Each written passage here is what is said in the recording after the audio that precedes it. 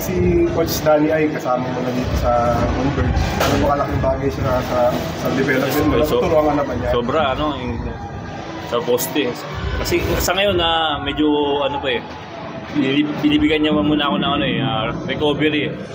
Pag medyo nakakabawi na ako sa katawan ko, doon pala kami magkaka-extra.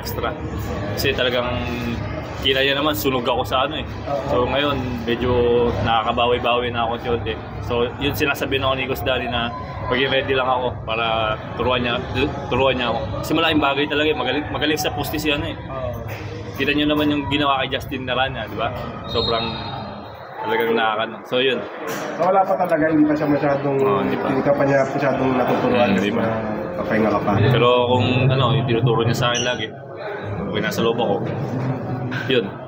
Kung ano mang gagawin ko, hindi ka makashoot, bawi ka sa rebound. Kasi kita niya ako mabilis ako tumakbo, magilas ako sa loob.